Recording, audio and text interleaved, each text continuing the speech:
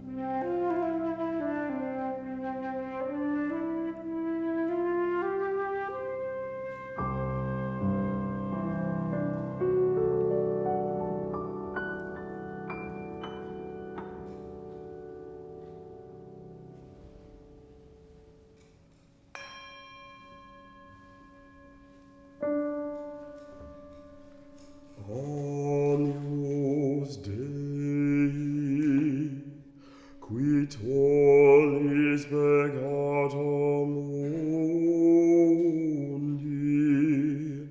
miserere nobis,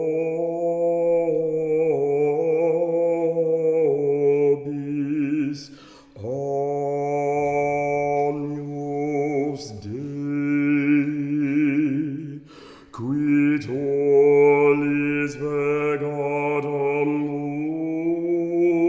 mundi, miserere nobis,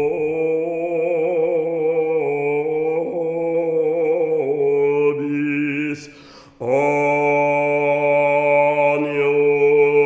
Dei, qui tollis peccatum mundi, miserere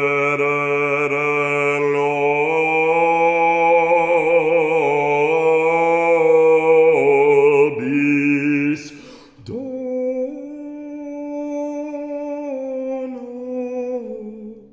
nobis pacem.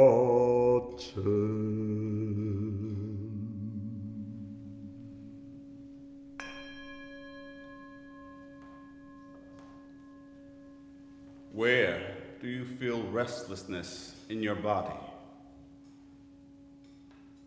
Where do you feel restlessness in your body? Where do you feel restlessness in your body?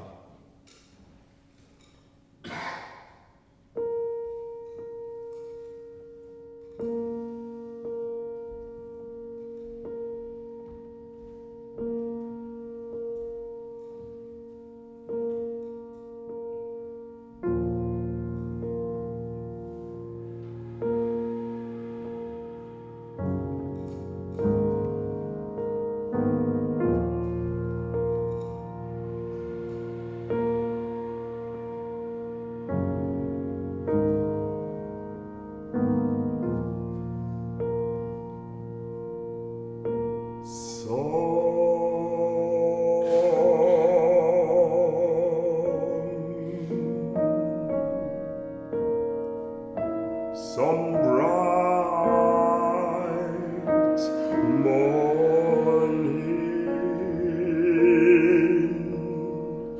when this self is over,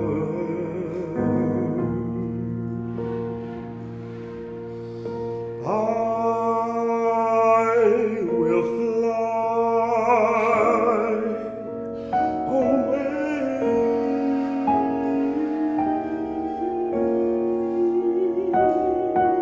to a land on which I'll build my home.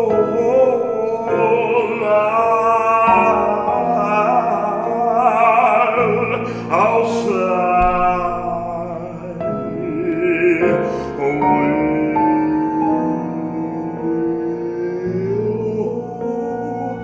I'll fly away, oh glory.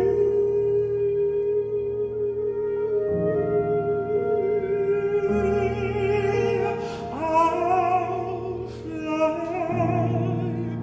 away,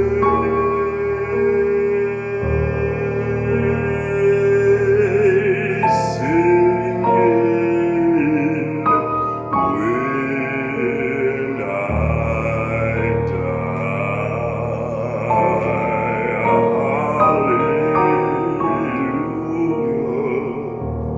By and by, singing I'll fly away.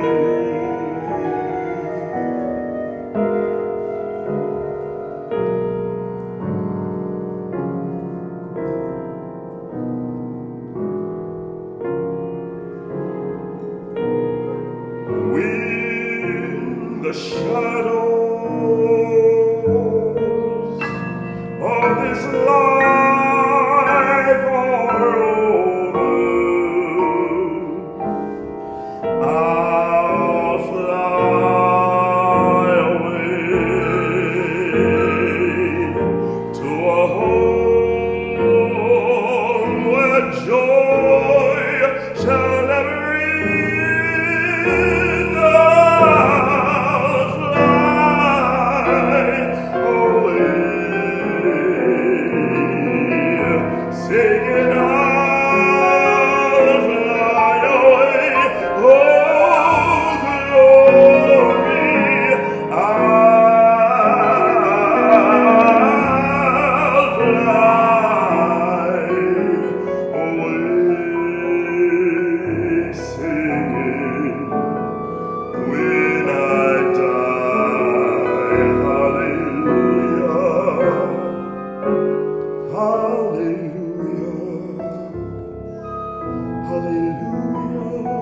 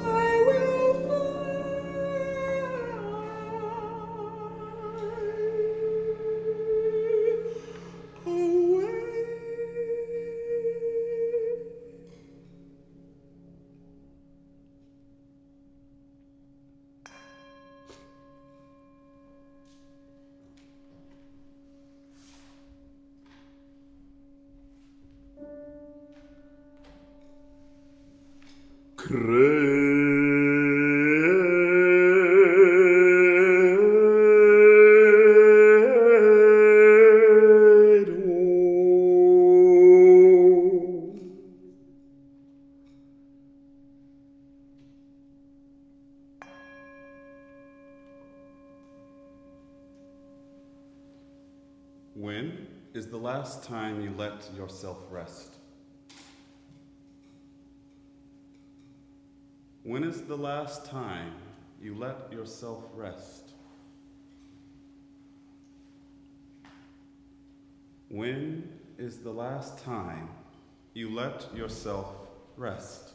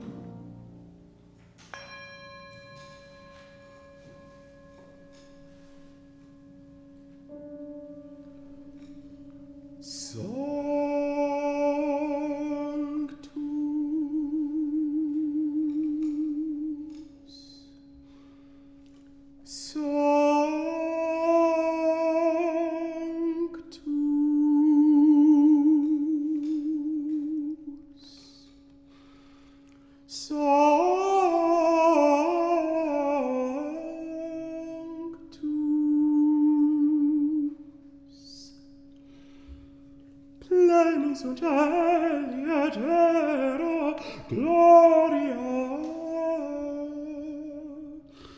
Hosanna,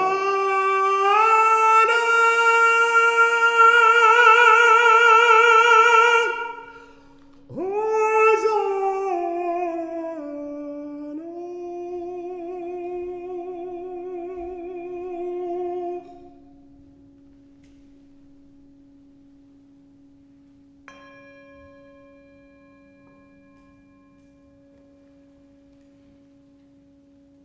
Where do you find refuge in times of restlessness?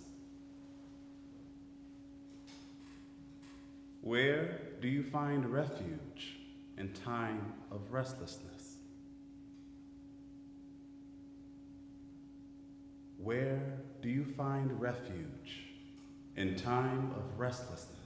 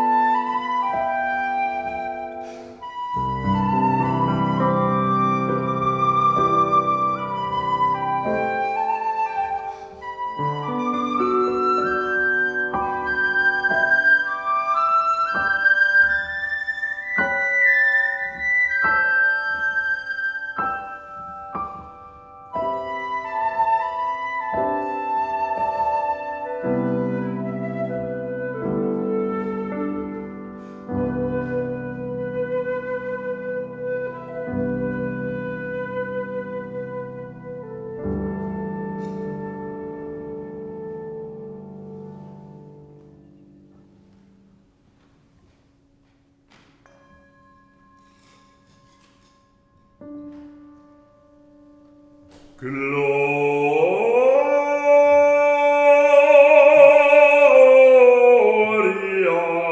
in excelsis Deo,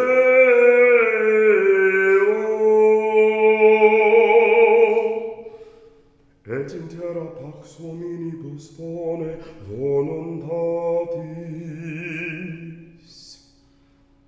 Laudamus te, benedicimus te,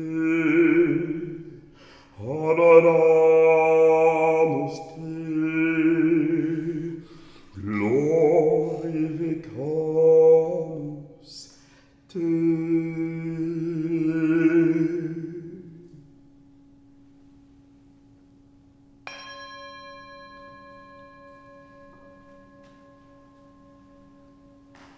How will you be a refuge for someone else? How will you be a refuge for someone else? How will you be a refuge for someone else?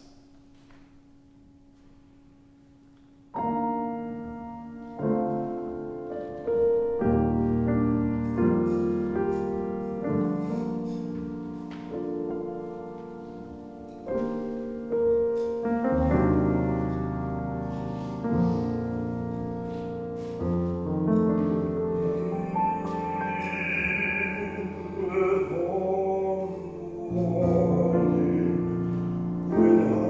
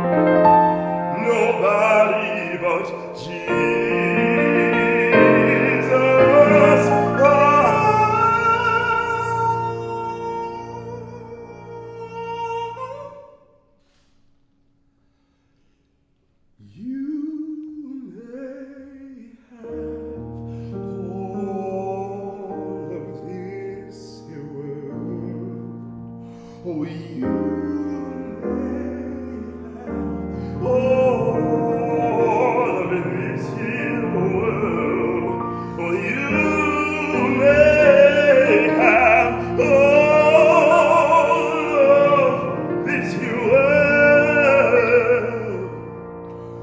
but give me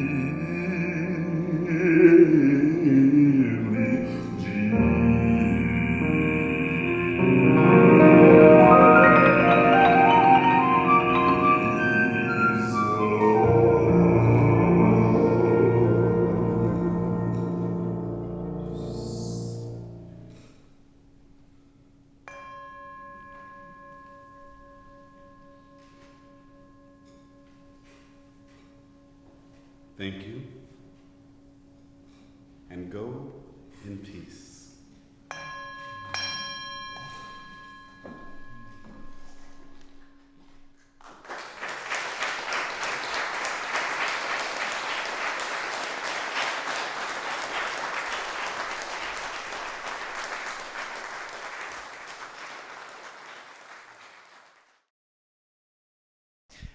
So I first of all, just wanted to turn to Davóne just to comment just a little bit and introduce his collaborators, which have been such a wonderful part of this creative process. Hello, and thank you so much for joining us, yes, on this rainy evening. My name is Davóne Tines. I'm a singer and creator, and I'm so blessed to be joined by some really dear collaborators.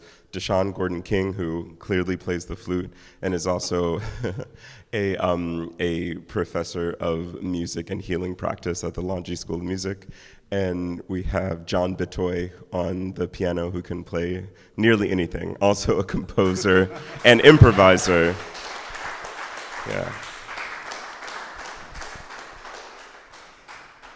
So I was just thinking about the atmosphere in this room and the wonderful sense of connectivity and a kind of energy that was created, I think, amongst the audience and that we could sense among the performers, and also perhaps really radiating from each individual here.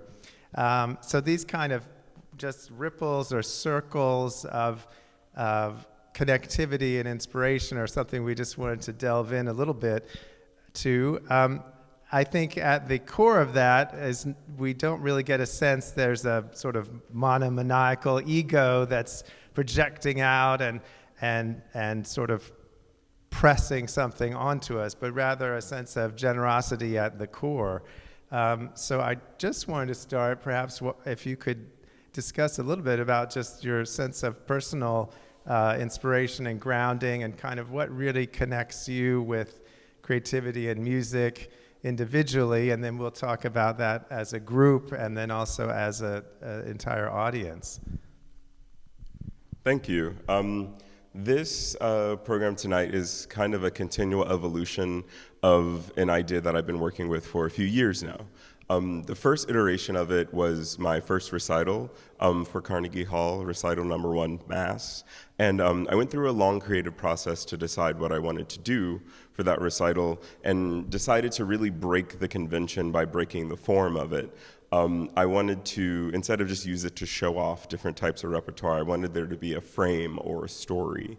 And I made it an open-ended process for people to contemplate their problems and think about how to deal with them. And I used the structure of the Catholic Mass as a way to get into that, but in a non-denominational way. So you can come to it as you are. So we had some of those movements tonight, Kyrie, Gloria, Sanctus, and so on. And I paired with each Latin piece of the Mass a open-ended question. So for instance, the original question was, Kyrie, what are you worried about? And this iteration, in collaboration with Deshaun and his practice, we came to Kyrie, meaning have mercy. You know, Lord have mercy is essentially what the Kyrie is about. And with the question, are you restless? You know, where is your restlessness? So a similar idea, but a little evolved to speak to maybe what people might be feeling today. That's gone through a lot of different iterations. So it's a framework saying, you know, what is the problem? Where do you feel it? How do you deal with it? Have you let yourself even think about it? And you can put different music inside of it. So for the Carnegie Hall version, there was some Handel and Bach, but also some Negro spirituals and also some new works written by Black composers. Deshaun can speak a little bit more to the composers that are represented tonight. And maybe you can talk about the various tenets of music healing that kind of got us to the versions of the questions. Hi again, my name is Deshaun Gordon-King, and part of my practice is something that I call the sound ritual. So I am a certified sound healer in addition to playing the flute, in addition to being a professor of music as a healing art, so lots of hats. And so what the sound ritual does, it takes the tenets of traditional sound medicine and therapeutic music, marries it with chamber music, jazz, and improvisation in order to create a curative listening experience. And with the open-endedness of the form of Mass, it was a really beautiful marriage between the sound ritual and Mass to come together in this way. And so when it came to the selection of the pieces, I wanted to always make sure that the pieces are telling a story. So the first question was, are you restless? And so the accompanying piece was Serenade to a Sun. And so that was written by one of my favorite composers, Bruce Stark, who honors a lot of indigenous culture. He honors a lot of Japanese culture in addition to Black American music. And he brings that into his writing. And so Serenade to a Sun was actually a dedication to his child. And being a son and seeing my mother, I think there is nothing that makes a parent more restless than worrying about their child. And so from there, we go into a few questions down. We go into the piece that is called In Flow, which is an homage to indigenous flute music. And the entirety of the piece is called Ancient Presence. And if we are thinking about philosophies of spirituality, animism is one of my favorite, because what animism is a reminder that the spirit of God, universal intelligence, or source, whatever you would like to call it, is present in every single thing that's around us, whether that thing is inanimate or whether it is animate. And it is a reminder that that ancient presence is a part of all of us. And then the final piece that I curated on the program was Summerland by William Grant Still, who was known to be the African-American dean of composers. And Summerland is his auditory vision of what heaven is. And so I thought those three pieces, in addition to the questions, really speak to the journey of restlessness and coming to a place of refuge. And then it was a perfect launching point to ask all of us, what does it mean to be a refuge or a safe place for someone else? And so that is how I approach my practice, to make sure that I'm telling a story, but I'm also leaving audiences and myself with a charge to actually go out into the world and make it a better place. Just a question for John. I would love for John to talk a little bit about Fly Away, which was the first piece that I sang on that wasn't a chant piece. It's a really unique combination of things. It's the spiritual I'll Fly Away interpreted, and then another piece. And John, you might want to talk about what those are and how they came together. So the story about how we came up with this, we were recording an album, and we were on break, and I was, practicing for a recital, and one of the pieces that I had to play was the piece called Fly Away. Well, the piano piece is called Le Gibet, from Gaspard de la Nuit by Ravel. It's based off of a poem about a man who was lynched in a field behind a bell tower. So anyways, I was practicing this, and Davóne and crew just started singing and playing, and it really got on my nerves. But then the sound engineer, Al, he hit the record button, and then we listened back to it, and I was like, okay, this is actually kind of cool. So the spiritual is, about wanting to die superimposed on top of a man hanging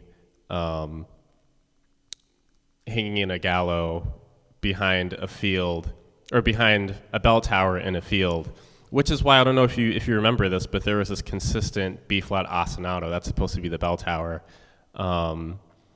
combined with like just the eeriness of everything, matched with the question, which was, I remember the question. I believe that was, where is it coming from?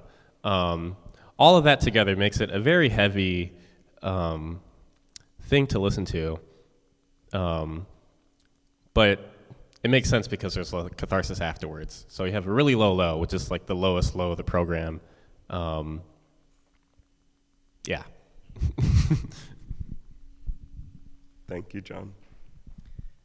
And I noticed just broadening out to talking about the audience and the way we have experienced it here tonight, I wonder if you could just say a little bit about how you kind of created this sense of resonance with the audience. We had talked about sound frequencies, about liturgical elements, even moving through the space, even the way you have constructed the space here. I just wondered, sort of, how do you go about really bringing the audience into the kind of the spiritual resonance of what you're trying to do?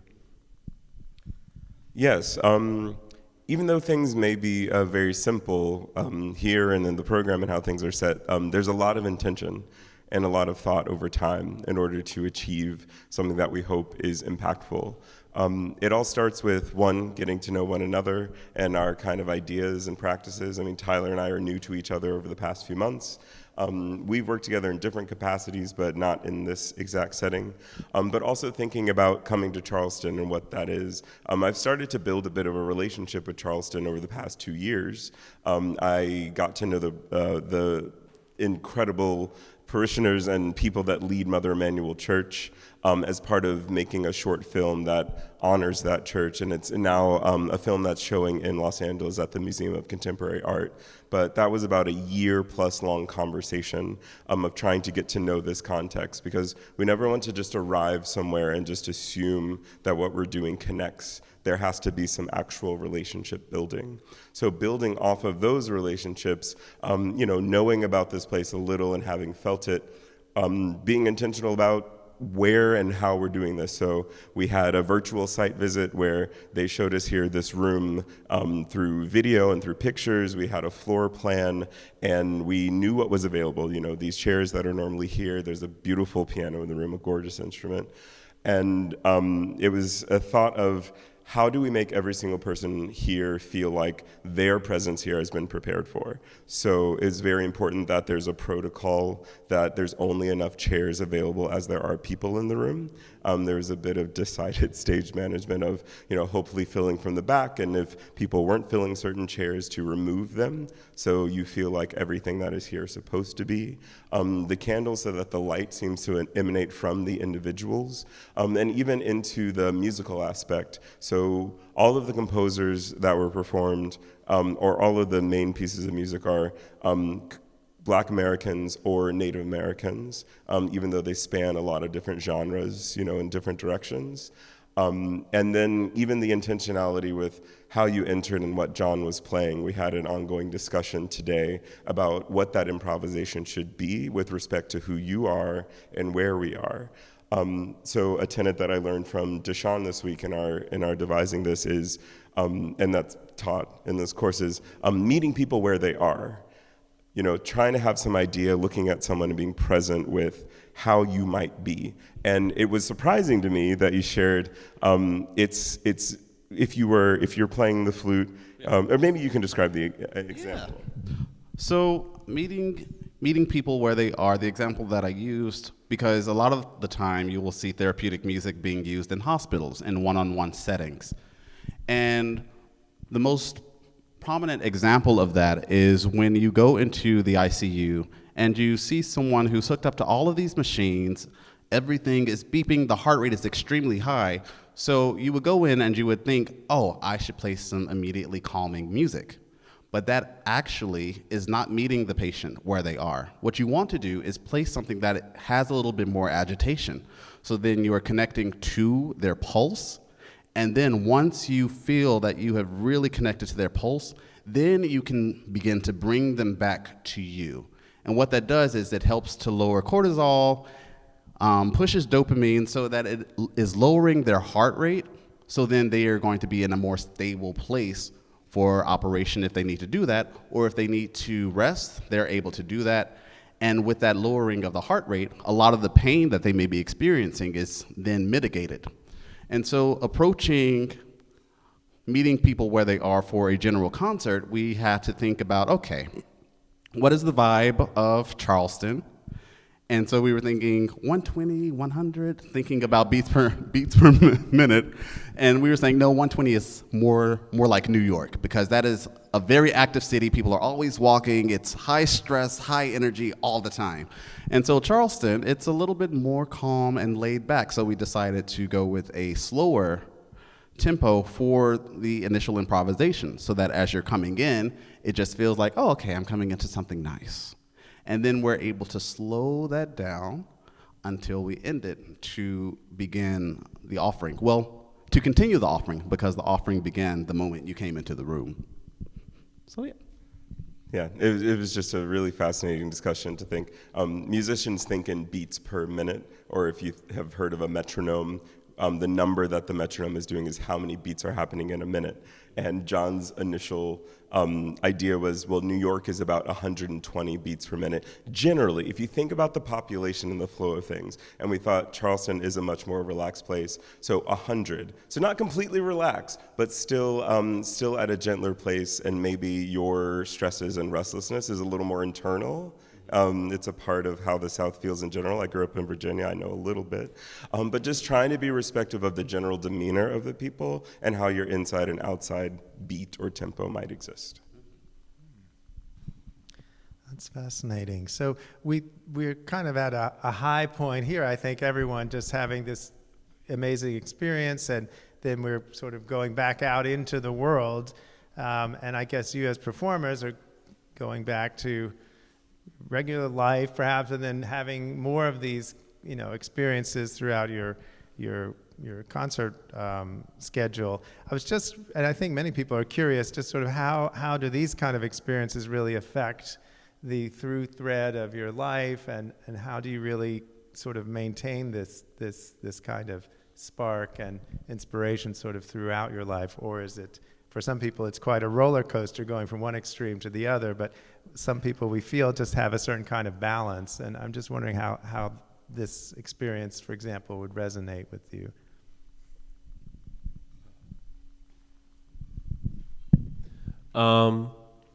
When I started performing a lot, it was pretty destabilizing.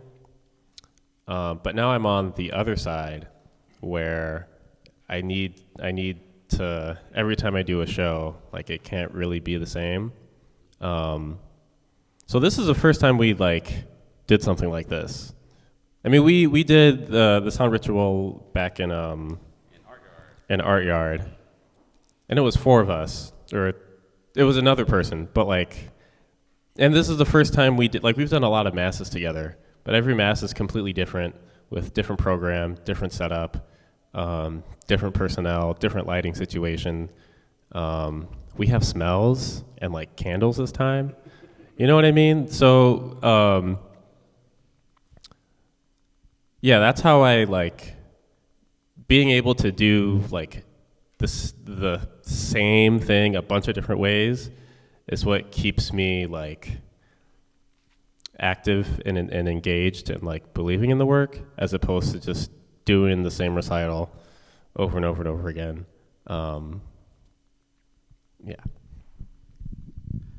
Yeah, each of the sound rituals that I have done have, again, been different, because it's always evolving, because healing is something that is not linear. And so the sound ritual definitely takes on that form. But for me, every performance gives me something tangible that I can then take back to continue to develop the practice, but also it gives me practical experience that I can then share with my students to make sure that they are able to approach therapeutic music in a holistic way that's not just textbook, but it's full of real life experience. So. Yes, and this kind of practice is just an extension of how I like to approach all of my work. I've been quite blessed to have a group of colleagues and friends that I worked with for a long time, over a decade, and we have similar ideas and we keep developing them. And one of them is just being respectful about where you are and who you're interacting with, and that translates to a lot of different contexts, whether it's here in a new place with new people, or even in the opera stage. You know, often in large arts institutions, there isn't an idea of who individuals are or how you honor individuals and their work and how they come together. And that goes all throughout the building, right? The people that you see on the stage, are we seeing them for who they are as people or just how they are cogs in a machine? Definitely the people backstage and in the offices, how is their actual full lived reality a part of what's happening? I've learned from other generations that have had a different unique practice within institutions. One is the director, Peter Sellers, who's quite incredible in changing American opera by making it really about the individual. One simple thing he does is at the start of every rehearsal, he greets every single person. Meaning he's worked in these opera houses for a while, so he knows the security guards over the years. He knows all of the stage and production staff. So imagine walking into a room, there's a chorus of 20 people, there's an orchestra of 10 people, a cast of 8, and so on, and greeting every single person, because every single person is unique and critical. No one is more important than another. We just do different things and have different gifts. And I've brought that into my own practice, especially when I'm in really complicated opera productions. For example, a few years ago, I sang X the Life and Times of Malcolm X at the Detroit Opera. It's a really big piece. You know, I'm playing a huge historical figure, and the cast is maybe 40 people, and the production team is larger. So learning from another generation that was about respect and unity, I always learn every single person's name as quickly as possible. There's usually sheets with people's pictures that, you know, the production makes, and study those in the first 2-3 days so that you can greet every single person and say goodbye to them. And what that does is it forces some sort of commonality. It forces some sort of connection and honesty so that when you're in the trenches of the actual working, there's some material to actually work with, because that production got hard. The music is hard. It's 3 hours long. And there were times when I felt weak or out of sorts. And the thing is, I could rely on the community that I had built. So hopefully the idea going forward, and even with our question of how are you a refuge for someone else, sometimes that's simply about your intentionality with how you look at someone. You don't have to do a lot, but just being present and honoring someone by actually engaging them. And just notice, hopefully leaving this room, how much you do that or don't do that, and how much other people do that. And this is in every context, not in the opera house. It's walking down the street. It's with the people you work with. It's with your family and loved ones. Intentional attention can breed so much. So thank you very much.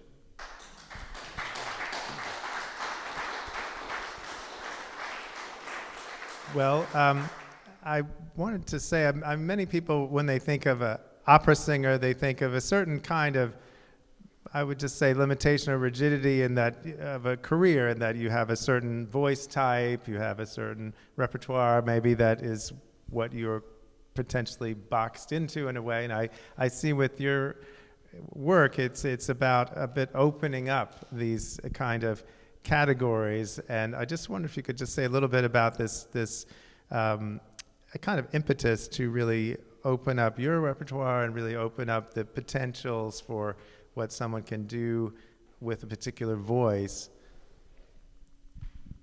Yes, further to the idea of, you know, even in an institutional or like the train of classical music, treating people like cogs in a machine, I just try to actually be all the parts of myself at once and not try to cut anything off. Because the interesting thing is it leads to better singing. It leads to better performing and performances and performers. If people are actually encouraged to think about the fullness of their identity and their own lived experiences, you can go to the whole theoretical, different sort of acting methods and things. You can prove it through actual practice. But if you simply allow someone to be self-reflective of themselves, then when they perform, you're going to enjoy it more because they're being honest, because the way that they are producing the sound comes from some sort of thoughtfulness. It really does have implication, and audiences, I think, really can feel when a performer is lying or is really cutting themselves off. So it really goes through all sorts of practice, and I've been blessed with a wide array of experiences, so you coming from the gospel church or singing in a lot of different formats, and it would be rude of me to say I can't be that part of myself right now, or I have to push that in the hole. I'm trying to be everything that I've been gifted with at once. I'll just have one last question, and then we'll open it up to some questions from the audience. I noticed in the Mass, I guess the briefest section was the Credo, which was the most open-ended in a way, just stating, we believe, or this simple word about belief. I was wondering if you could just sort of fill that out a little bit. Maybe Deshaun, if you could just comment briefly just in terms of what is the role of belief, both personally and as an artist, as a creator. How do you kind of navigate that word, maybe? Thank you. For me, belief is the foundation, because I don't think you can create if you don't have a sense of belief, whether that is in yourself, whether that is in a higher power, or whether it is in a teacher or a friend or a colleague. I think that when it came to this particular program, and we had Credo represent sort of the middle, that open-endedness was very intentional, because then the following piece was in flow, which is about that ancient presence. So for me, that represented the belief that we are all connected and that we are all experiencing this human life. And in that sense, it means that we are all responsible for our neighbors, we're responsible for our actions, we're responsible for intentionally moving in a way that makes this place better. And if I don't have the belief that a better world is possible, then I have no business creating the art that I'm creating. And so for me, belief is foundation. And that is why Credo was left so open-ended. Oh, and just a little note about that. So Credo, in the Mass, the Latin Mass, the Credo is the longest text. It just goes on and on and on and on. And Carolyn Shaw, who's a really amazing young woman from Appalachia, also the youngest composer to ever win a Pulitzer, I asked her to write these set of songs for this recital at Carnegie. And when she set the Credo or sent it to me, I was like, is it missing? Is there any other part? Because it's a lot. But she said, no, I'm distilling it right down to the thing. And it's just imploring that people believe. And also the open-endedness goes to allow people to fill that with whatever they want. People believe or find their joy or find their higher power in a lot of different things. So I'm not going to tell you what to believe, but I'm going to pose the question, and you can decide from yourself what grounds you that way. And I think the kind of harmony and intimacy and connectivity that the performance created, I do think creates a kind of nest for that word belief, and that it sort of sets us on a certain path. So I think that's part of the beauty of this performance, is that we're invited in this open-ended way to really go deep in terms of our own sense of self and beyond the self, but in this kind of really a nest-like nurturing environment that I think hopefully will have some positive outcomes for people. So yeah, so we don't want to, we have time for a couple of questions if anyone would like to pose something. I don't know how long the mic, you can shout more, okay. I think this is perhaps for Deshaun, we've talked a lot about healing, and I was wondering if you could talk a little bit about the physical aspect of healing in music and that experience in terms of the vibrations that musicians are making and the effect that they're having, and even in particular to this piece. Yes. Thank you for that question. So there was a Japanese experiment in cymatics where it observed what happened to water when you spoke to it. And when you spoke to it with hatred, the water created these very fragmented and dissonant patterns. And when you spoke to it with love, they came together in beautiful patterns. And that science is called cymatics. And so that is something that is transferable to performances for people. Because you can think about all of the experiences that you have when it comes to a movie. If you go and see a horror movie, you're getting all of these anxious sounds happening in the soundtrack. And so you're on edge, you feel uncomfortable, and you're not at ease. But if you're watching a romantic film, you're having all of these beautiful swelling moments that let you feel that emotion of love and of peace. And so similar to this, our bodies are made of water, and that is exactly why that we're feeling that way. And when it comes to the pieces that are selected and the way that we've curated things, we wanted to have you explore all of these different emotions when it comes to restlessness. There was nothing that was extraordinarily dissonant except for Fly Away, which was intentional to make you think about where you're feeling that restlessness in your body. But even with the first piece, Serenade to a Sun, it was primarily consonant, but it was strange. It was very weird because it's like, where is this piece going? The meters are constantly changing. The harmonies are consistently changing and shifting. But at the end, you had this moment of peace and relaxation. And when it comes to applying therapeutic music and healing music in a more clinical setting, what we have seen is the body relaxes, the breaths deepen. You can actively see someone who may have been squinting because they were feeling pain. You see their face relax.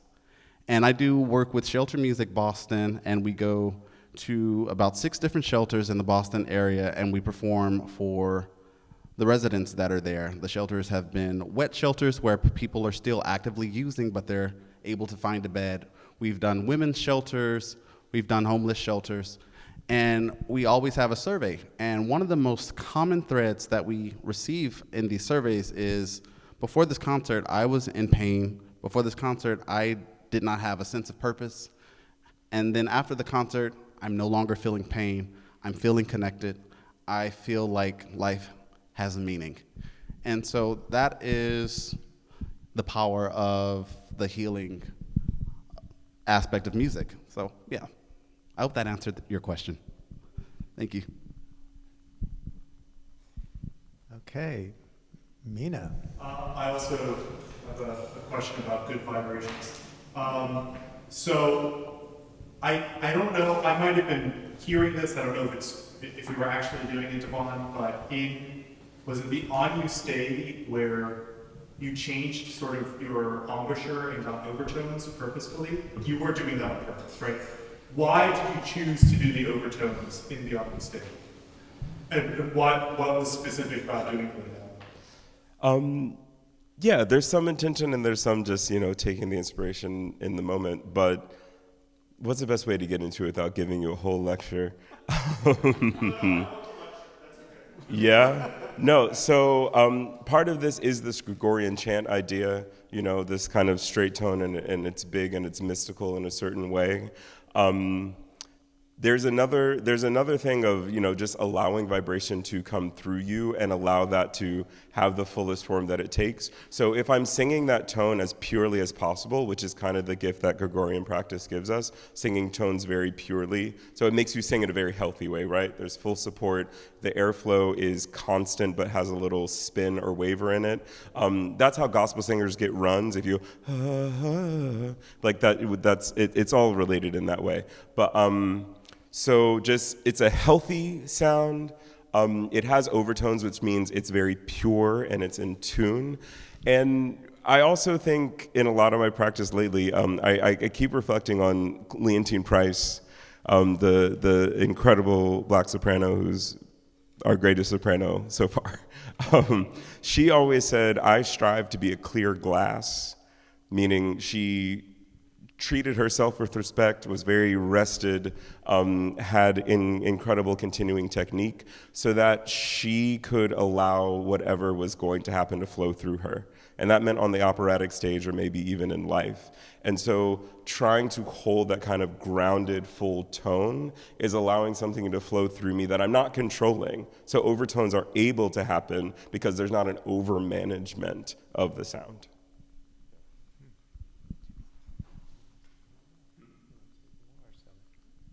Okay, maybe one more. We got. Okay, one more question. So I'm a visual person, so the thing that struck me when I walked in was the staging of the room. And you talked about different aspects, the candle, the sensory things. But what I was curious about was the spacing of the chairs. Besides the fact that you didn't want us to talk to each other, what? So can you talk a little bit about the spacing? Yeah, well, one part is wanting to just use and fill up the space. And also with the spacing, wanted everybody to just have their own private experience. Energies really, really do travel. Sometimes when you're caught up in an audience, there's a lot of things happening that maybe you're not aware of, or even just the physical disturbance of being next to somebody. But I love chairs. I mean, I've done this in a lot of different places. We've done recitals in, Chicago and different places. We spread things out so people can have their own grounded personal experience, and you can take up your own space as you wish and allow what happens to happen there.